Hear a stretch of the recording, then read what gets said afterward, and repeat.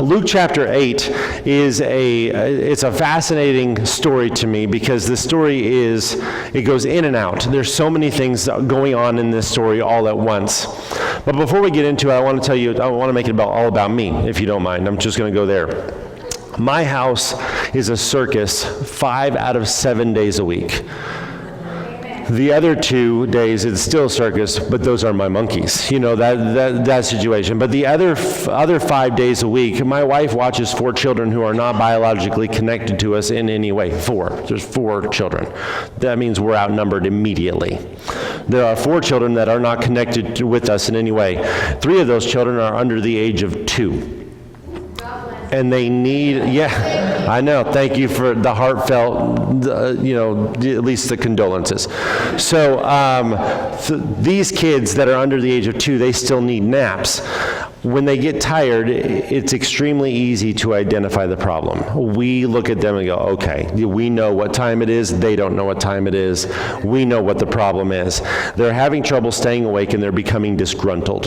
The little people are now disgruntled. And we're able to look at them and we're able to identify the issue. Here's the amazing part to the whole scenario though. When you put them down for their nap, it gets worse. You know their problem. They're exhausted. They want to sleep, but they don't want to sleep. So when you lay them down for exactly what they need, it gets worse. Now they're even more upset. They don't want to sleep, and they're actually fighting the nap. We know that they'll be happier after taking a little bit of time to rest, but they don't understand how this can possibly be true. There's no way. All we're doing is putting them in exile. They don't understand that we are helping them out. We're doing something for them. Now, after they wake up, the Hulk turns back into Bruce Banner and everything's back to normal. And the nap really does help with these kids. I'm pretty sure we've all seen it, or at least we've heard of it, if you haven't seen it or experienced this yourself. But most of us can't see that this is something that illustrates our life really well. It really, really fits every person in this room. It fits us really well. And I'm not talking about physical sleep. You're like, oh, I thought we were talking about... No, we're not having a nap time. We're not celebrating our anniversary that way. Like, oh, I thought we get to take a nap. No, I'm not talking about that. But it does apply to us really well. Today I want to show you an example that Jesus left for us because it's one of the most important examples we can have in our life, something that we overlook so many times, but is something that we really do need. Jesus has just returned from Gadara, where he has cured a demon-possessed man. He has cast out the demons from this man. And when he arrives when he gets back, he is met by a multitude of people who are already gathered. They're ready to see him. So he comes to shore and like, oh good, I'm busy. Look at that. There's a multitude of people waiting for me when I get here. But one individual has an urgent need, and he is in a hurry. He needs to talk to Jesus right now. It is an emergency. So look at Luke chapter 8 and verse 40. It says, so it was, when Jesus returned, that the multitude welcomed him, for they were all waiting for him. And behold, there came a man named Jairus, and he was a ruler of the synagogue. And he fell down at Jesus' feet and begged him to come to his house. For he had an only daughter, about 12 years of age, and she was dying. But as he went, the multitudes thronged him. Here we have a dad who's about to lose his 12-year-old little girl, and he's not ready to say goodbye. So immediately we get sucked into the story. I mean, we just started reading here in verse 40, and we're already deep into this story. He's got a little girl, and he's about to lose her. She's dying, and he's not ready to say goodbye to this little girl. He's in a hurry, and he needs Jesus to respond quickly. His soul is troubled, and we all understand why. Maybe you've never gone through something like this, but you can at least sympathize with him immediately. We understand why. So Jesus begins to head to his house. And as he's going to Jairus' house, the Bible says that the crowd thronged him. The word throng means it carries the image of being drowned. Okay, so you can see how this crowd is reacting to Jesus being there. They're on him. They're not just gathered around him, they're getting as close as they can to him. There are so many people, and they all want Jesus' attention. They all have a sense of urgency about them. Jesus is here. I need to talk to him personally. And all of these people want to talk to him personally. At the same time, all of this is going on. Remember, he's trying to get to Jairus' house because Jairus really has a problem and he needs Jesus' help right now.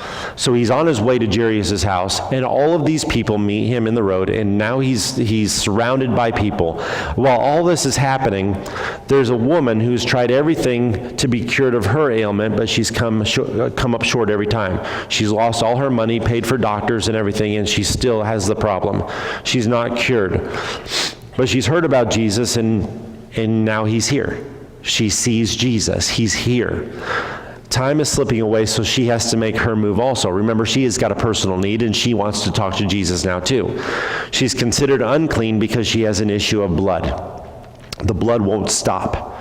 So she's considered unclean. She can't be around anybody. It's the Jewish law. She cannot be around other people because she has this issue. She's not supposed to be in contact with people, but Jesus is getting away, and she doesn't want to miss her opportunity to be healed because she's heard of Jesus. I know that God does great things through this man, and I really want his help. So I need to get in contact with him, but he's surrounded by all these people that I'm not supposed to get near because I'm considered unclean. Look at verse 43. Now a woman having a flow of blood for 12 years, who had spent all her livelihood on physicians and could not be healed by any, came from behind and touched the border of his garment, and immediately her flow of blood stopped. This woman fights her way through the crowd and touches the hem of Jesus' garment as she's low to the ground. She reaches up and she just touches the hem of his garment. Let's not forget the sense of urgency that's taking place in this whole scenario right here. Everybody needs to talk to Jesus now or yesterday. They all want him right now. Jairus is in this crowd. Come on, Jesus. She's dying right now. I need you to get to my house. But there's a lot of people surrounding Jesus right now. And now this lady comes through the crowd. There are possibly hundreds of people trying to get Jesus' attention. They all have needs that they want Jesus to meet. Jairus was the first man to approach Jesus because he has a daughter who currently has a need. And it's not going to last long. She's dying, and before long she's going to be gone. I need you at my house now. The crowd is slowing Jesus down, which probably is not setting well with Jairus at all. I know if I put myself in his shoes, this would not be a good moment for me. I need you to move, Jesus. I need you to keep moving. He's in a hurry. He's about to lose his little girl. And then a woman slips in from the sidelines trying to get to Jesus because she's about to lose her opportunity. He's getting away. I've got to get to him also. Everyone's in a hurry. And anxiety and depression are filling the street. We can feel it. As we're going through the story, we can actually feel it.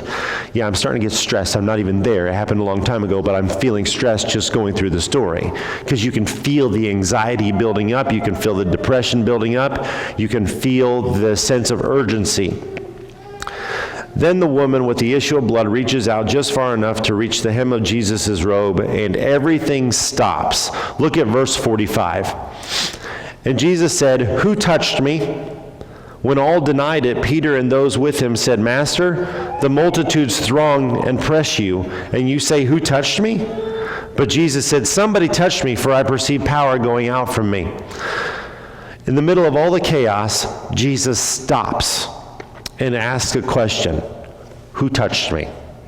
And you can see why the disciples are so confused. Like, you have priorities, Jesus. Why are we stopping? Jairus is like, come on. She's dying. Could we keep moving? And Jesus just stops and said, "Who touched me?" The disciples feel like that's an unreasonable question. Because there's no way we're ever going to figure out who you're specifically talking about, Jesus. The crowd is on top of you. And you want to know who touched you? Jairus is most likely confused, wondering why everything stopped. Couldn't this wait? Couldn't this wait? You want to know who touched you? We're really going to stop for that information? She's dying right now. So his anxiety is probably rising at this moment. His daughter needs Jesus right now. How could a woman who's just been healed take priority over a daughter who still needs to be healed? How can this be happening? Why is Jesus stopping? But Jesus wants to take a minute and have a conversation with the person who just touched him. Look at verse 47. Now when the woman saw that she was not hidden, she came trembling, and falling down before him, she declared to him in the presence of all the people the reason she had touched him and how she was healed immediately. And he said to her, "Daughter, be of good cheer. Your faith has made you well. Go in peace." A woman who has been exiled from the rest of community for 12 years was just called a daughter by the Son of God. Hey, daughter, your faith has made you whole. Go, live it up. Go ahead and live it up. Live in peace. Go ahead and go. She no longer has to be worried about being around family and friends. She doesn't have to worry about being in the community anymore. She doesn't need to seek medical help anymore, throw money at her medical needs. She is healed, and Jesus just referred to her as daughter. This is a good moment for this lady. One person in this multitude of people is now taking a moment with Jesus, and she's resting in him. While the chaos is going on all around her, there's one person in the crowd who is resting in Christ right now. Thank you. I can finally take a breath. I'm free. I'm free because of what you did for me. Her soul has been settled, and she's at peace. And that's when the scene turns into confusion and disappointment. Remember, all the other stuff is still happening at the same time. Look at verse 49. While he was still speaking, someone came from the ruler of the synagogue's house and saying to him, "Your daughter is dead. Do not trouble the teacher." It's too late. It's too late. Jairus was trying to get Jesus to his daughter, but the crowd slowed them down too much, and Jesus stopped to have a conversation with this woman. I just needed you to help me. I just needed you to get to my daughter. And now it's too late. Jairus' daughter is dead. The whole picture just went from joy to sorrow with one statement. Your daughter's dead. Don't bother him anymore. Just don't bother him anymore. Jairus is trying to process everything that's going on right now when Jesus hears the news. Jairus' soul was already troubled in the first place. Now it's gone into overdrive. Now he's crushed. He's not just worried and anxious. Now he's crushed. Now he's crushed. So Jesus speaks directly to his troubled soul. Look at verse 50. But when Jesus heard it, he answered him, saying, "Do not be afraid, only believe, and she will be made well." Let me say this in a different way to help emphasize what's happening here. Jairus, I need you to settle your soul, and I need you to trust me. I need you to trust me. You asked me to come meet your daughter's needs, and I've already agreed to that. I've been heading to your daughter the whole time. I've been making my way to her the entire time. Just because you've lost control doesn't mean I have. So I need you to settle your soul, and I need you to trust me. That is what Jesus is saying to Jairus. Jesus is asking Jairus to just close his eyes, take a deep breath, and then trust God with everything. Go ahead and let go of it. Trust me with this.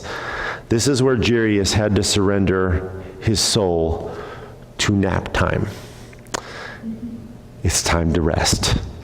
It's time to rest. Don't fight this. It's time to rest. Don't fight nap time. You need this for your soul. So much healing takes place in the time of rest. So much healing happens there. When they reach Jairus' house, there is a gathering of people there, and they are all mourning because the only part of the story they know is she was dying, and now she's dead. Jesus could have been there, and he wasn't. That's all they see. So they are mourning. Who knows what was going through their minds, and I'm sure there were all kinds of emotions present. We've all been in those situations. We've all seen families gathered after losing a loved one. Some might have been crying bitter tears that take your breath away. Some of us understand that, where you're crying so hard there's no noise. Some might have been experiencing anger because he could have done something and he didn't. Some may have even been in that fog where you just stare off into the distance without saying a word. You know, those moments where you're grieving and there's nothing to say and you just look like you're emotionless, just there's nothing going on. Whatever they were going through at that moment was about to be placed onto Jesus, because hurting people hurt people. Remember that. If anybody's ever hurting you, remember, hurting people hurt people. That's the people that are going to hurt somebody else. Somebody that is overjoyed and they're living with joy in their life and there's nothing going wrong at all, they're not letting anything out on anybody else. But hurting people often hurt other people. And Jesus just walked into a situation with a lot of hurting people. So all these emotions are about to be placed onto Jesus. Look at verse 51. When he came into the house, he permitted no one go in except Peter, James, and John, and the father and mother of the girl. Now all wept and mourned for her, but he said, "Do not weep. She is not dead, but sleeping." And they ridiculed him, knowing that she was dead.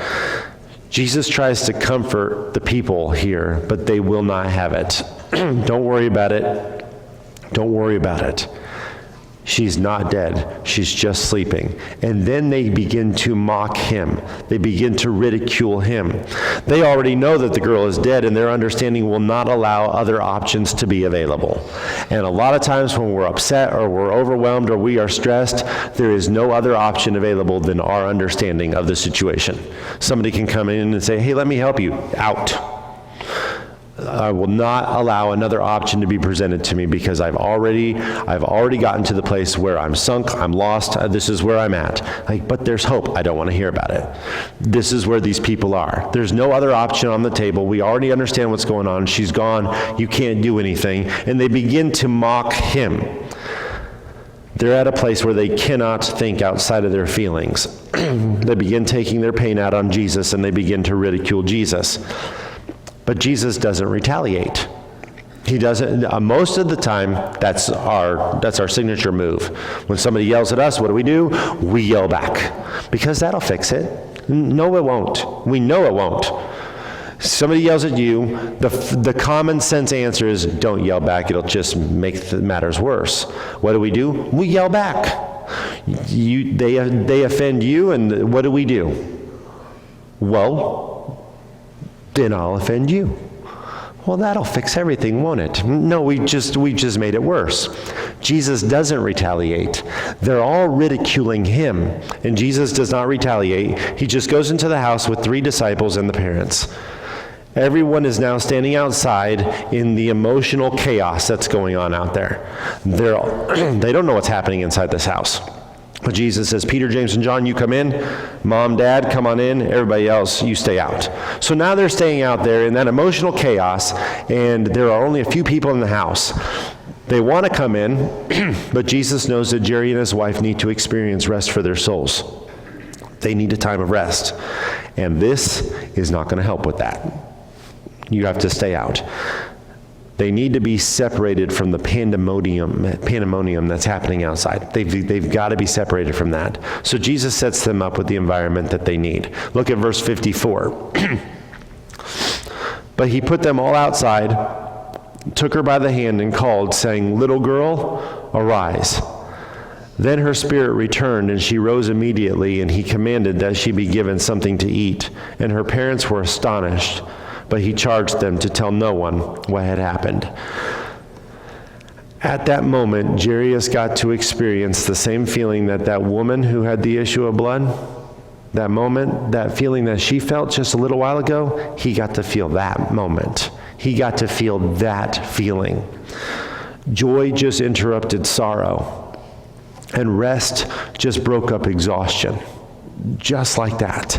Jairus finally takes that deep breath and he goes, "Look at that. Look at that. It wasn't too late. It wasn't too late. I was upset. I was carrying all the burdens on my shoulder. I had all the emotions going through my mind. Jesus could have been there and he wasn't there. And Jesus says, I just need you to settle your soul. And I need you to trust me." And Jairus does that. And now he's looking at his little girl eating, like, it wasn't too late. Somehow it wasn't too late.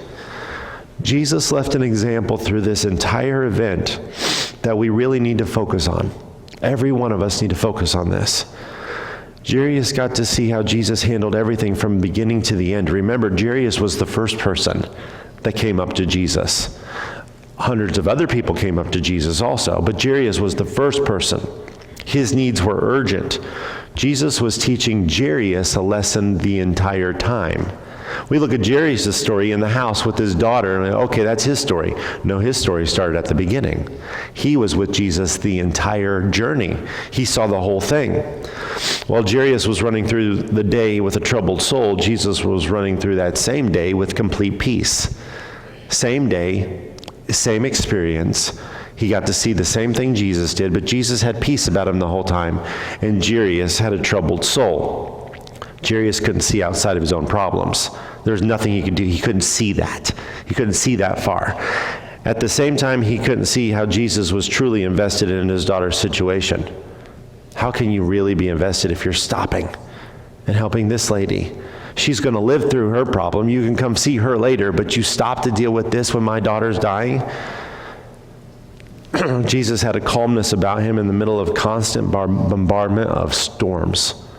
One storm after another, one person's problems after another, one crisis followed by another crisis, and Jesus stays calm the entire time. The lesson was to rest and trust him. I need you to settle your soul, and I need you to trust me. This past week, I've spoken to many people who have told me that life is coming at them all at once. This could have been a national holiday based on how many people have told me they're going through this. It's like if you were to come up to me and go, hey, I just went through Christmas. Like everybody I know went through Christmas too. So it must have been a chaos holiday or something this week, because everybody I've talked to, like, I'm going through this craziest week of my life. Like, apparently we're all celebrating the same way. This has been a crazy week. Graduations, weddings, birthday parties, workloads, everyday living is all happening all at once. And it was happening to me too. We all celebrated together. By the way, sign a petition, cancel the holiday, let's not do this again next year. I didn't enjoy it. I did not enjoy it. But it was a crazy one this week. We can fall asleep because we are physically exhausted, only to wake up with more stress than we had when we went to bed the night before. Like, wow, my body's rested-ish. My mind is screaming. I woke up to screaming, and I found out it was me. It's just another day, one day rolled over into the next day. Everything's piled on top of something else. The problem is that we might have been getting physical rest, but we weren't getting any rest for our souls. We're still busy in here. We're still going. Our minds are still filled with anxiety. We are so busy doing everything that we're taking no time to settle our souls. And we get caught in this trap a lot. We get so caught up in this. This next verse is speaking of salvation, but it also provides rest for any aspect of a life that's connected to a relationship with Christ. I'm so glad that I have Jesus Christ in my life. I don't know how people do it without him, but I'm so thankful that I'm connected to him. Look at this verse in Matthew chapter 11 and verse 28. Come to me, all you who labor and are heavy laden, and I will give you rest. Take my yoke upon you and learn from me, for I am gentle and lowly in heart, and you will find rest for your souls. Well, that would be nice. That would be nice. When a person connects the way they live their life to the example that Jesus left for us, they end up walking with the same kind of peace of mind he walked with, because we're connected to him. We're connected to him. He offers that to us. He helps us get through things. We live in a day where everyone is pressed for time. Everyone. We are all pressed for time. We fill our lives with so many things that we no longer have time for the simple things. You ever had those times where you're playing with your kid, or you're on a picnic, or you're on vacation, and you're just watching the kids giggle, and you get lost in that moment? And you're like, I could live in this moment for the rest of my life. I've got all the time in the world for this feeling right here. You know, time's still ticking while you're enjoying that moment. But a lot of times we're stuck in chronological time. I got to get here. I got to do this. I got to do this. I got to go here. I got to go there. This person needs this. This person needs that. I got to get up. My alarm didn't go off, and that just adds more panic if your alarm doesn't go off. Now, when you get to work, everybody gets to hear about that, even though it wasn't their fault. You're like, hurting people hurt people. Here, carry this. We just put it on other people. Everybody gets to experience it when we are rushed for time. Everybody gets to do that. Wouldn't you want to go back and live in that moment where you watch the kids giggle? You don't care about what's going on in the world in that moment. You're just lost in that moment and enjoying it. You're not anxious. You're just living and enjoying that relationship. Jesus says that's an all-time offer. Any moment, anytime you want, you can live right there. Live right there. Focus on my relationship with you, and let's get through the chaos together. Yeah, but it's a big storm. You want to walk on it? Would you like to walk on the water with me? Like, yeah, but I'm under the circumstances. Are you doing good? Yeah, I'm doing good under the circumstances. What are you doing under there? You've got a God who walks on the water. Why are you sinking? Enjoy the relationship. Enjoy the relationship. Understand that you don't have to live in the chaotic moments. You can enjoy the moment with Christ, any moment, anytime. Anytime. It's an offer that's on the table all the time for us. But we don't focus on that. We get caught up in the chaos. Not only that, but the pressures of time constraints change the way we interact with other people. When we feel rushed, we speak in a more abrasive tone. Get in the car now. Right? Anybody ever said that? You realize how your teeth don't part when you talk like that? I said now. Like, what's something wrong with your teeth? Now. Like, okay, all right. What changed? I feel pressured by time. I'm just lost in time. I'm pressured by time right now. Why are you treating me bad? Because I don't have enough time. I didn't take it from you. Why are you treating me bad? Because that's what I do. Do you realize that we do that? Every one of us can relate. Every one of us can relate, and we can at least identify, okay, there might be an issue here. We all get caught up in this. The more rushed we feel, the more abrasive our tone becomes. We place our burdens on their shoulders. I'm out of time, so you will pay. Thank you. Well, that makes no sense. Logically, that makes no sense. But in reality, that is what we do. We place our burdens on somebody else's shoulders. People even have a tendency of putting others down or blaming them for the fact that they're being slowed down. Maybe a kid is just being a kid. Maybe they were spending too much time giggling and enjoying the moment.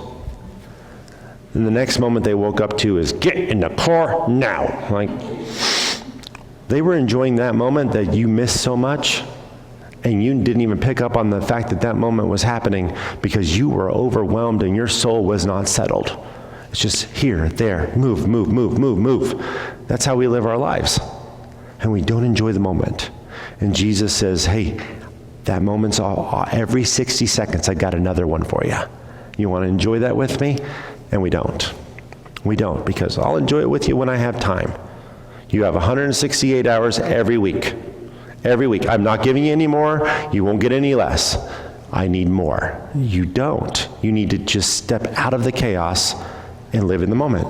Enjoy my relationship with you. In the chapter where the multitude crowded around Jesus with pressing needs, Jesus remains calm throughout the entire story. Life did not own him. He belonged to the Father. Life did not own him. Well, does it own you? Now, all of us in our independent nature says, absolutely not. Life does not own me. Now, let's be real. Does life own you? A little bit. Yeah, it owns you. It owns me. We go from moment to moment. We get lost in it, and we get so anxious. because of life. Does life own you? Yeah. You belong to the Father. Enjoy that. Enjoy that moment. Enjoy that time. I want to show you something King David observed while he was writing the book of Psalms. David got to watch as kings tried to overcome other kings. He watched as his fellow man attempted to gain power or possessions. He even got to see his own children caught up in that lifestyle. Look at what he says in Psalms chapter 39. Surely every man walks about like a shadow. Surely they busy themselves in vain. When David says that we walk about like a shadow, he's referring to our short time on earth. A shadow is short-lived. Turn off the lights, you'll find out it's over. You just killed a shadow. It's short-lived. It doesn't last long. As the sun moves, your shadow leaves. And then he points out that we busy ourselves in vain. People chase after wealth and possessions only to leave them behind in the end. You chase after it in vain. Our lives can become so busy that we destroy relationships because they appear to be obstacles to what we feel needs to be done. So we treat people bad because they are in our way. Slow down. Everybody, just slow down. Just slow down. Anxiety is a reflection of a life that is filled with deadlines and fear. Peace is the reflection of a life that is resting in the Lord. Reflect Him. Live in peace. Settle your soul. Go ahead and settle your soul. We've all seen this next verse on pictures, coffee mugs. Maybe you have a t-shirt with this, but we usually walk right past it. We rush by it, and we don't even take the time to process the message of this verse. I'm going to put it up, and chances are you're going to recognize it right away. Psalms 46:10. Be still and know that I am God. For some reason, God really wants us to hear this message. Be still and know that I'm God. Calm down. Yeah, but I'm running late. Calm down. But so-and-so, and calm down. Be still and know that I am God. In the 10 Commandments, He commanded the children of Israel to remember the Sabbath day and keep it holy. Why did He put that there? Of course, that pointed to Jesus Christ. The Sabbath day points to Jesus Christ. That is not something that we even do today. We understand because Jesus Christ fulfilled that law. We see that it all pointed to Him. So the Sabbath day, He gives us the Sabbath day, and He says, I want you to remember the Sabbath, and I want you to keep it holy. He wanted them to take a day to rest and focus on Him because He knows what mankind can become if we neglect time with Him. I know what you will do to each other if you don't stop. You need to rest.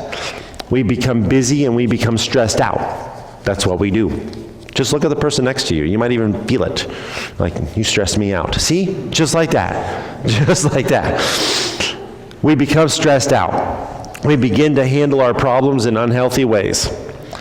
Anger, anxiety, bitterness, and even loneliness begin to develop.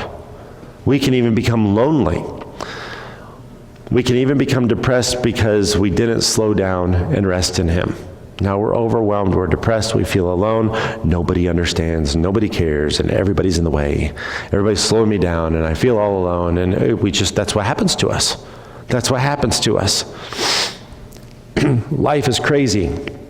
It always will be, but it doesn't have to make you crazy. Life is going to be crazy. That's the nature of the beast. But it doesn't mean you have to become crazy. When the storms are swirling all around us, we can rest in the eye of the storm with Christ. You say, hey, enjoy the moment. How do you enjoy this moment? Well, don't live in the circumstances. Let's walk on the water together. Enjoy the fact that I'm still here with you. Take time each day to settle your soul. Millions of people out there are trying to find some sense of control. Every one of us are trying to. We're all trying to find a sense of control. So let them see a person who has tapped into the one who has complete control. Like, why are you at peace? Because He's got it. He's got this. But how are you going to get everything done? I don't know.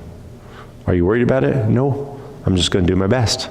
I'm just going to go one step at a time, and every step with Him, the whole way. And I'm going to do it at peace. I have a confession to make. And then I'll close.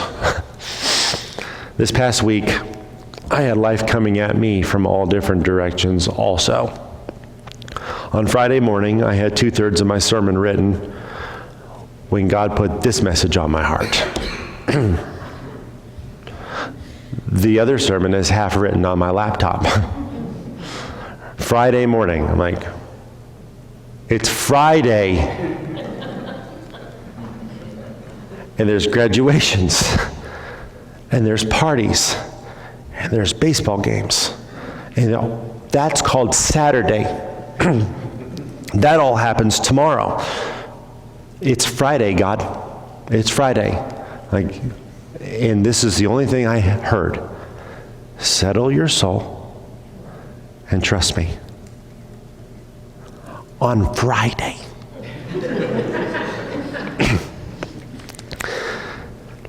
To start writing a sermon on Friday morning is a stressful time. Try it. And then get up and do it publicly in front of everybody and put it on the internet. No stress. No stress.